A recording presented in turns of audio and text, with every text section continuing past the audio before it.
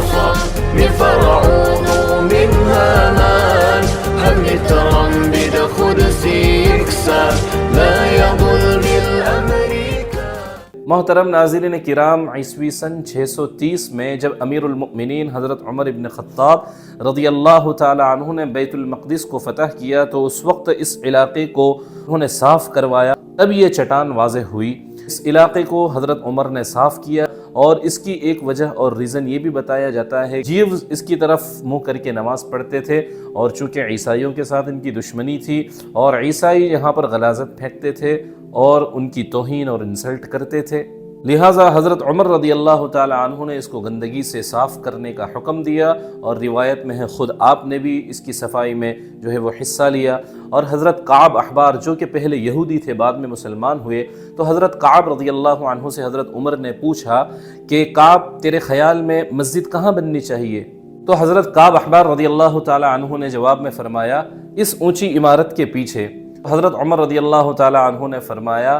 او یہودی ماں کے بیٹے، تجھ میں یہودیت کی ملاوٹ ہے۔ غالباً یہ اس لیے آپ نے فرمایا کہ چونکہ یہ پہلے یہودی تھے بعد میں چل کر کے مسلمان ہوئے تھے، تو حضرت عمر نے اس طرح ان کو پکارا۔ پھر حضرت عمر رضی اللہ تعالی عنہ نے فرمایا کہ نہیں، بلکہ میں تو اس کے آگے بناؤں گا، کیونکہ ہماری مسجدیں آگے ہوا کرتی ہے۔ تو محترم ناظرین، یہ جو قبۃ الصخرہ ہے اور یہ جو مقدس مقام ہے، یہ مسلمانوں کے لیے، یہودیوں کے لیے، عیسائیوں کے لیے، تینوں کے لیے مقدس ہے۔ اس کے اوپر والے سنہرے گنبد میں خلافت عثمانیہ کے دور میں بھی تزئین کا کام اور آرائش کا کام ہوا، اور اس کے گرد مکمل سورہ یاسین کو خلافت عثمانیہ کے دور میں لکھوایا گیا۔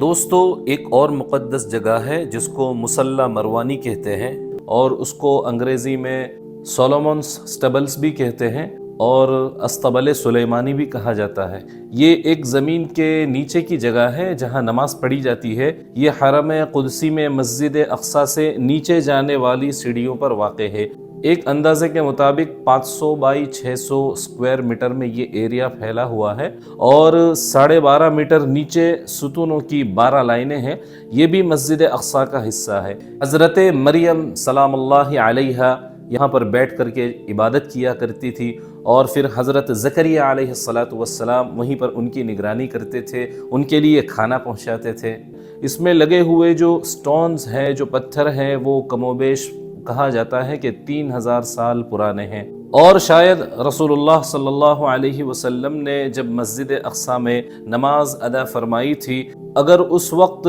کوئی عمارت تھی تو وہ یہی ہو سکتی ہے، جس پر امتداد زمانہ اور لینتھ آف ٹائم کی وجہ سے پردہ پڑا رہا، واللہ اعلم بالصواب۔ اور کچھ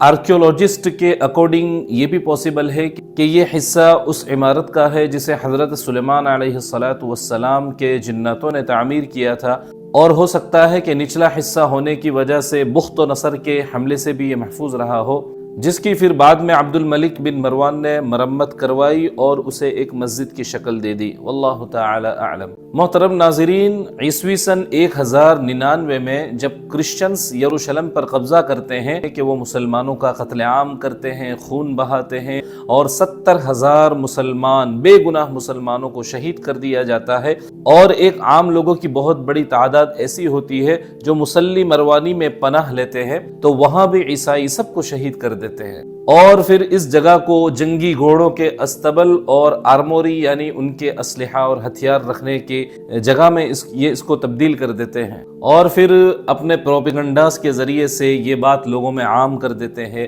مشہور کر دیتے ہیں کہ یہاں پر استبل سلیمانی تھا۔ پھر جب 11ویں سینچری کا وہ عظیم اور مبارک وقت آتا ہے، اور عیسوی سن 1187 میں عظیم سپہ سالار اور فاتح بیت المقدس سلطان صلاح الدین ایوبی رحمۃ اللہ علیہ جب مسجد اقصی اور یروشلم کو فتح کرتے ہیں تو اس استبل کو سیل کر کے بند کر دیتے ہیں۔ اس کے بعد پھر 1996 میں نمازیوں کی تعداد بڑھتی ہے، اور جارڈن کی گورنمنٹ اپنے انڈر میں لے کر کے 1996 میں اس کا رینوویشن کرواتی ہے اور اس کو قابل استعمال بناتی ہے، اور اس نیک کام میں الحرکت الاسلامیہ کے قائد الشیخ رائد صلاح کی اپیل پر بیت المقدس، شہر خلیل اور العقبہ سے ایک نوجوانوں کی بہت بڑی تعداد اس مبارک کام میں ہاتھ بٹاتے ہیں اور یہ کام مارچ 2001 عیسوی تک کمپلیٹ ہو جاتا ہے۔ دوستو، یہ جگہ ایسی ہے کہ جہاں پر وقتاً فوقتاً مزاحمت چلتی رہتی ہے، جھڑپیں ہوتی رہتی ہے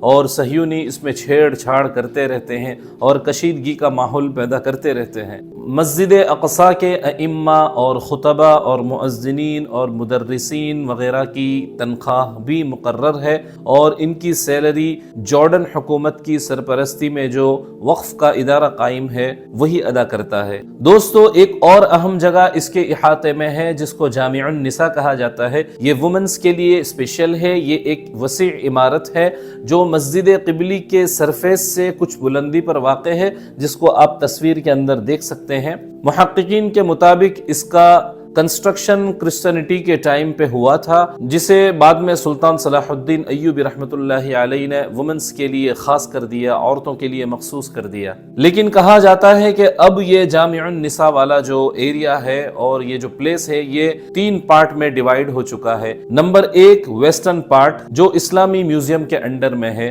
نمبر 2 سینٹرل پارٹ جس میں الاقصی مکتبہ ہے، نمبر 3 ایسٹرن پارٹ جو مسجد قبلی کے انڈر ہے اور سٹور کے طور پر اس کو یوز کیا جاتا ہے۔ دوستو، اور بھی بہت سارے حقائق ہیں، اگر سب کو تفصیل کے ساتھ ایکسپلین کیا جائے تو میرے خیال سے یہ ویڈیو بہت لمبی ہو جائے گی، بہت لانگ ہو جائے گی۔ اس لیے میں گزارش کروں گا کہ آپ مسجد اقصیٰ اور یروشلم کی ہسٹری اور تاریخ کو ضرور پڑھیں تاکہ مزید حقائق کا علم ہو سکے۔ دوستو، آج کا ویڈیو یہیں ختم کرتے ہیں، ملتے ہیں اگلے نئے ویڈیو میں نئی تفصیل کے ساتھ، نئی انفارمیشن کے ساتھ، اور مجھے اجازت دیجیے۔ آپ تمام دوستوں سے خصوصی دعاؤں کی گزارش ہے۔ جزاکم اللہ خیرا، والسلام علیکم ورحمۃ اللہ وبرکاتہ۔